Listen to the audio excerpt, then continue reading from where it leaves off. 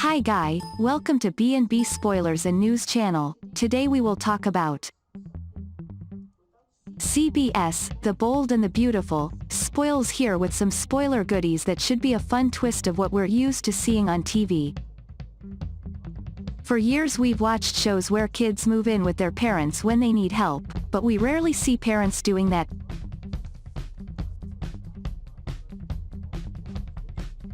In that case, Quinn Fuller may need to move in with his son, Wyatt Spencer, and his girlfriend, Flo Fulton. CBS's The Bold and the Beautiful spoiler has to admit it would be a great spin-off comedy with the trio, but until then we'll have to settle for whatever drama it might mean. Assuming, of course, that Quinn was allowed to move in with them. Not the Quinn team. Quinn has been a supporter of Flo and Wyatt since high school, and that faith has never wavered. That's not to say that they'll have the same in mind when it comes to her, especially considering why Quinn has to stay there. Wyatt can let her in for a while because he's a good guy and wholeheartedly. He has a tendency to jump and react without thinking, but Flo might not be that forgiving. Flo's mother, Shauna Fulton, accepts full responsibility for things. But more than that, his heart was torn for being so close to Ridge Forrester and losing him. Because of this, Shauna and Flo's suffering may not be able to look past that and let Quinn enter their lives on such a crowded level. Wyatt is working to stop him. Whether it's from Flo or not, Wyatt is going to work hard to keep Quinn from moving in, and CBS, The Bold and the Beautiful, spoilers thinks it's going to be hilarious.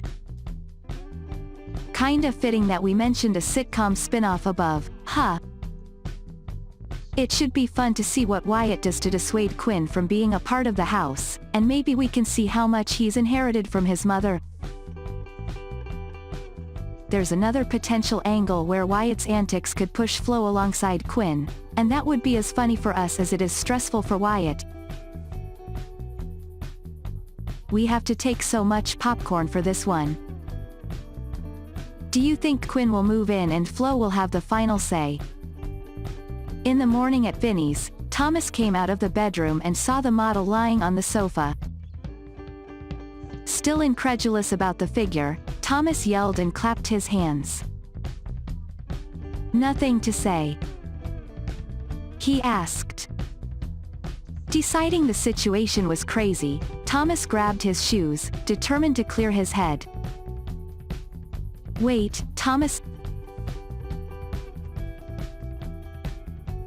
Don't go." Thomas heard the voice of pseudo-hope. Thomas waved his hand in front of the figure's face and pinched his nose hard. He told himself she wasn't real. Not even a her. That's it. She's a dummy, he decided. At Carter's loft, Zoe walked down the spiral staircase in nothing but Carter's work shirt. From the kitchen, he said the shirt had never looked so good. He asked if they could talk about the night before and how amazing it had been. She agreed they had been pretty good together. He asked if she knew what people were saying about the practice. She replied that it involved perfection. He suggested that he and Zoe train a lot. At breakfast, Zoe decided she could get used to a hot man serving her meals. She suspected that the personal chef the other night hadn't been needed. Carter admitted that he had been single for a long time and was not the takeout type. The kitchen relaxed him. Zoe said she wouldn't have guessed. He hinted that he was a man of surprises and that she should move in to find out more. Carter said he didn't intend to pressure Zoe. He was finally talking about it. He couldn't get enough and wanted to know everything about her. Zoe replied that a woman must have her secrets. Zoe's mysterious look impressed Carter. She said she didn't want him to be bored. Carter was infinitely fascinated with her and wanted her all the time. Look, Carter, Zoe stammered. She wasn't rejecting Carter, but she wasn't ready for such a move. She said she was really into him, but there was a lot going on in his life. She didn't want to rush into things like she had done with Alex and Thomas, or trust her father. She had just started to feel stable at work and she was amazed that Hope appreciated and sought her opinion. Zoe said her head was spinning, but what she knew was that she was there with Carter. She didn't want to rush what they had. In the Forrester CEO's office, Hope thanked Sunday for arriving at work early for a meeting. She wondered where Zoe was. Hope wanted Zoe's opinion at the meeting. She had texted and called Zoe that morning, but Zoe had yet to respond. Hope figured Zoe was still driving and would be there at all times. Hope and Sunday later reviewed the possible modifications to his designs. Hope preferred softer necklines. Sunday asked if she wanted them to be scalloped. Walking into the office, Thomas noticed that they were too crowded and needed curves, here and there, above each breast to produce the softness he was hoping for. Thomas became mesmerized by Hope's gestures, eyes and lips. She asked if something was wrong. Escaping, he said she reminded him of someone, or something. He asked if he could speak to him alone, and Sunday left to work on his designs. Once alone with Hope, Thomas noted the previous scallop versus curvy exchange with Sunday, and Thomas said that was the reason she needed Thomas on the line. He had seen the fix immediately, and he had experience. She replied that experience was not everything and that Sunday was talented. Thomas thought Thomas was perhaps the most talented designer in the world, and he said if she wanted her line to excel, she needed him. Hope didn't dispute Thomas's reputation, but she couldn't make the kind of commitment he wanted. She loved the way the team gelled and didn't want to spoil it by adding someone else to the mix. Thomas replied that he was not just a random person. Okay, Hope said that while he has been working on himself, now is not the best time to add him back to his line. Thomas reserved the right to try to change Hope's mind and prove that she could trust him again. Hope said he was free to do so. She looked down and began to work.